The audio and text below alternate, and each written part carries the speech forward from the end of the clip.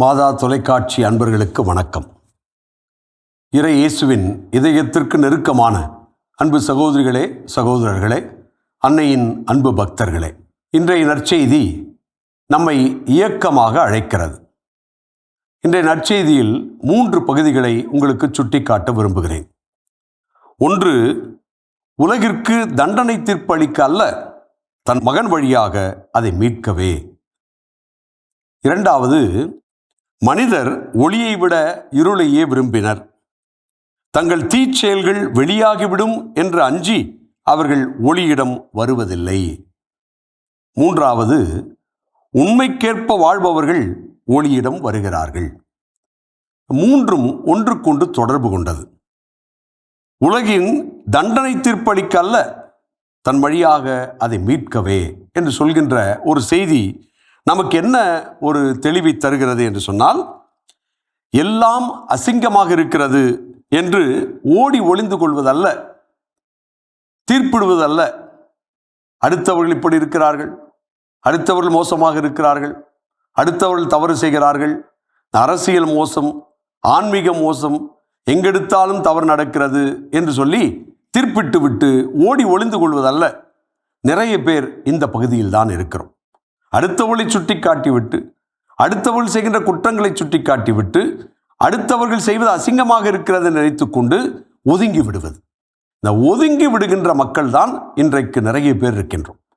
எனக்கும் அதற்கும் சம்பந்தமில்லை, நான் ஏன் இதிலே ஈடுபட வேண்டும், அதில் நான் ஈடுபட்டாலே நானும் கெட்டவனாக மாறிவிடுவேன் என்று சொல்லி நான் அதிலே ஒதுங்கி விடுவது. அதைத்தான் உலகிற்கு தண்டனை தீர்ப்பளிக்கல நம்ம அழைத்தது, மாறாக மீட்கவே, நாம் ஈடுபட வேண்டும் என்கின்ற அழைப்பைத்தான் இன்றைய நற்செய்தி நமக்கு சுட்டி காட்டுகிறது. எதுவும் தவறு, குற்றம் என்று சொல்வதற்கல்ல, சொல்லி இருந்தாலும் அதை ஈடுபட்டு அதை மீட்பதற்கான வழி நம்மிடத்தில் தான் இருக்கிறது என்பதை இன்றைய நற்செய்தி உணர்த்துகிறது. இரண்டாவது, மனிதர் ஒளியை விட இருளையே விரும்பினர்.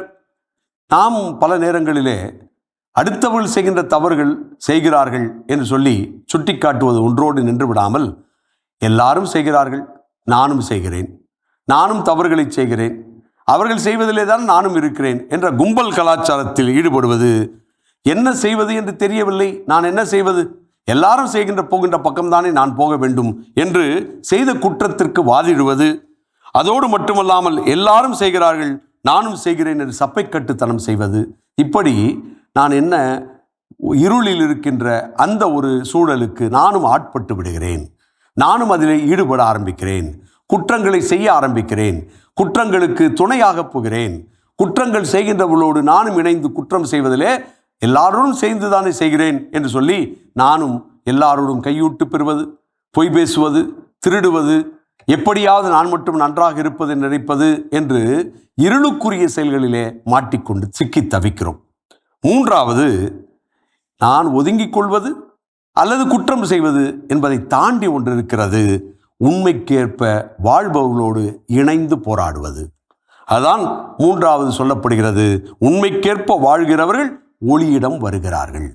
அப்படி என்றால் உண்மைக்கேற்ப வாழ்பவர்கள் இருக்கிறார்கள், நானும் கூட இருக்கலாம். அப்படி இருக்கக்கூடியவர்கள் ஒன்றிணைய வேண்டும் என்பதுதான் இயேசுனுடைய ஆசை. உண்மைக்கேற்ப வாழ்கின்றவர்கள் ஒளியிடம் வருகிறார்கள் என்றால் இணைந்து போராடவும், இணைந்து வாழவும், இணைந்து இயக்கமாகவும் நாம் அழைக்கப்படுகிறோம். உண்மையை பேசுகின்றவர்கள், உண்மைக்காக வாழ்கின்றவர்கள், நேர்மையாக இருக்க முற்படுகின்றவர்கள், நல்லதை செய்கின்றவர்கள், எல்லாம் நன்மையாக இருக்க வேண்டும் என்று விரும்புகின்றவர்கள், எல்லாரோடும் எப்பொழுதும் நல்லதை செய்வதற்கு இணைய வேண்டும் என்று நினைக்கின்றவர்கள் இயக்கமாக மாற வேண்டும். எத்தனையோ பேர் செய்கிறார்கள், நல்லதை செய்ய வேண்டும் என்று நினைக்கிறார்கள், ஒன்றோடு ஒன்று இணைந்து போராட வேண்டும் என்று யோசிக்கிறார்கள்.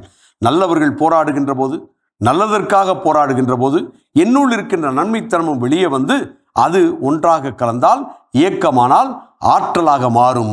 உண்மைக்கு ஏற்ப வாழ்கின்றவர்கள் அதிகமாவார்கள், ஒளியிடம் வருவார்கள், அவர்கள்தான் உண்மையான மாற்றத்தை கொண்டு வருவார்கள். நானும் அப்படிப்பட்ட ஒரு உண்மைக்கு சான்று பகர்கின்றவனாய், நானும் உண்மை சான்று பகர்கின்றவர்களோடு இணைகின்றவனாய் இருந்தால், நான் அந்த இயக்கத்தில் இணைந்தால் அந்த இயக்கம்தான் மாற்றத்தை கொண்டு வரும் என்பதை புரிந்து கொள்வோம். ஒளியான இறைவன் அதற்கு வழியாக இருப்பார் என்பதையும் தெரிந்து கொள்வோம். ஆமென். இயேசுவுக்கே புகழ், இயேசுவுக்கே நன்றி. மரியே வாழ்க.